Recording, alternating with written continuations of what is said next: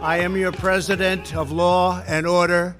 In the 2020 presidential election, President Trump has doubled down on his core message from 2016, that he alone is the law and order candidate.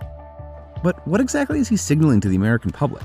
To campaign on the basis of law and order was to argue against people whose behavior was allegedly disruptive to existing social values, social norms, or social institutions. This specific language has a deep history in American politics. But what can it teach us about today? Politics of law and order, almost from the beginning of the Republic, has been a politics of fear and a politics of resentment. Fear of change and resentment against those who are bringing about change.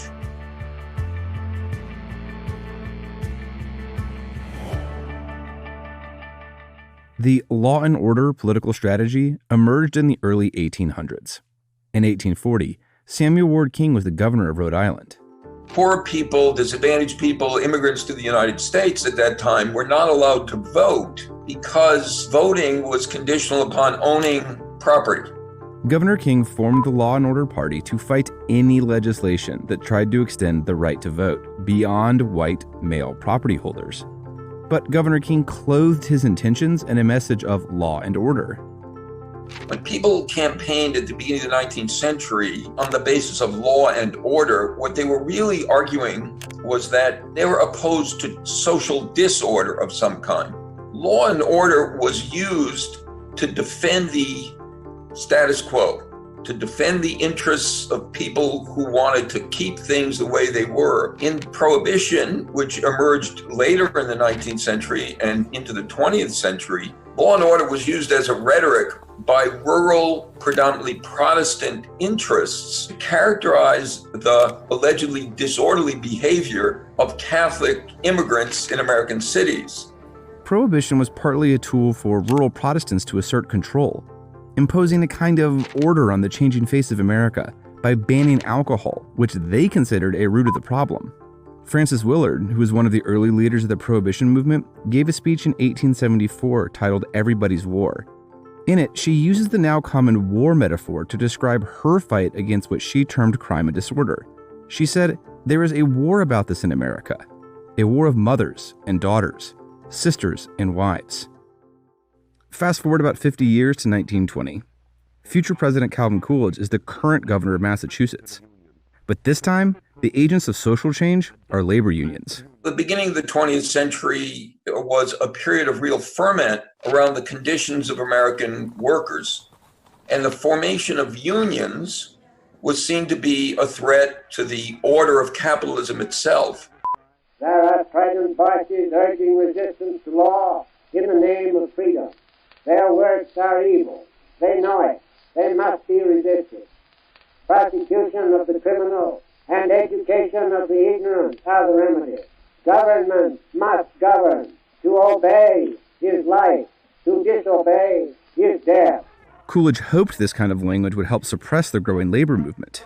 In the short term, he was successful, but really a decade and a half later, the right of unions to organize under the National Labor Relations Act was recognized. This is often the story of law and order.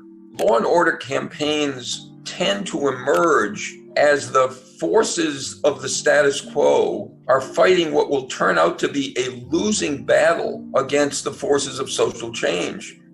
In the 1960s, law and order rhetoric expanded beyond local politics and became a rallying cry of the National Republican Party. Barry Goldwater, who I would say is the first of the so-called modern law and order candidates, linked law and order with a criticism of the welfare state. Tonight, there is violence in our streets, the growing menace in our country tonight to personal safety, to life, to limb and property is the mounting concern, or should be, of every thoughtful citizen in the United States. Nothing prepares the way for tyranny more than the failure of public officials to keep the streets safe from bullies and marauders. What Goldwater was arguing was that there was a kind of unraveling of the American social fabric in 1968. Richard Nixon and George Wallace, who was running as an independent candidate, both appealed to law and order in what seemed to be covertly racist ways. Law and order became a kind of racial code, just as it had been 100 years ago, a kind of anti-immigrant code. For the President of the United States, you could walk on the streets in any section of Washington, D.C. at any time, and I would make that possible if I had to bring 30,000 troops to Washington and put one every 30 feet with a 2-foot bayonet on the end of a rifle. We're going to make it safe for all the citizens of Washington, D.C., because it's a sad commentary that in the nation's capital, you are fearful of walking out of this hotel. The first civil right of every American is to be free from domestic violence, and that right must be guaranteed in this country. Time is running out for the merchants of crime and corruption in American society. The wave of crime is not going to be the wave of the future in the United States of America. In 1988, George H.W. Bush took the Republican Party's law and order appeal a step further against his opponent, Michael Dukakis. George H.W. Bush made visual the coded racial appeal of law and order rhetoric through the Willie Horton ads. He allowed first-degree murderers to have weekend passes from prison. One was Willie Horton, who murdered a boy in a robbery, stabbing him 19 times. Despite a life sentence, Horton received 10 weekend passes from prison. Horton fled, kidnapped a young couple, stabbing the man and repeatedly raping his girlfriend. Weekend prison passes. Dukakis on crime. 4 years later, then-President Bush encountered a different sort of law and order challenge. Bill Clinton became the first modern Democrat who tried to make law and order work for him. 4 years ago, this crime issue was used to divide Americans. I want to use it to unite Americans. I want to be tough on crime and good for civil rights. You can't have civil justice without order and safety. We can go forward together, and that's exactly what we're going to do. He was trying to make sure that no one could outflank him on the law and order issue. He overtly paired law and order with a pledge to advance civil rights interests. While law and order appeals didn't disappear, this language became less prominent. That wasn't until Donald Trump entered the 2016 presidential race. When Mexico sends its people, they're not sending their best. They're bringing drugs, they're bringing crime, they're rapists, and some, I assume, are good people. The fear of racial minorities, the fear of immigrant populations, the fear of the urban mass, that has been a consistent theme of law and order politics. The crime and violence that today afflicts our nation will soon, and I mean very soon, come to an end.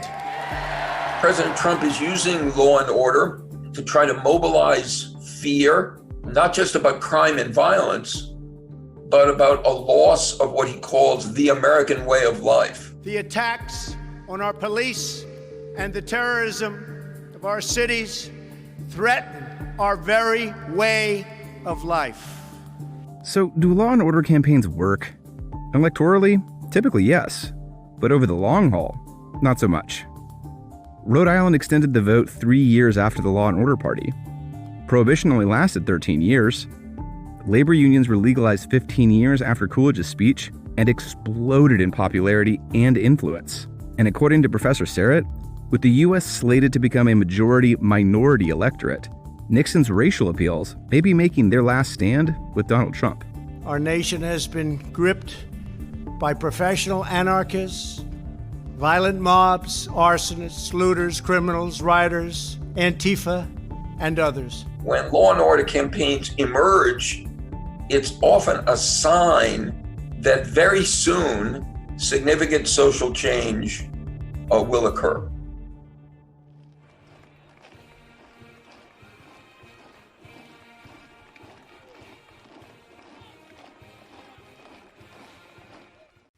Hey, NBC News viewers, thanks for checking out our YouTube channel. Subscribe by clicking on that button down here and click on any of the videos over here to watch the latest interviews, show highlights, and digital exclusives. Thanks for watching.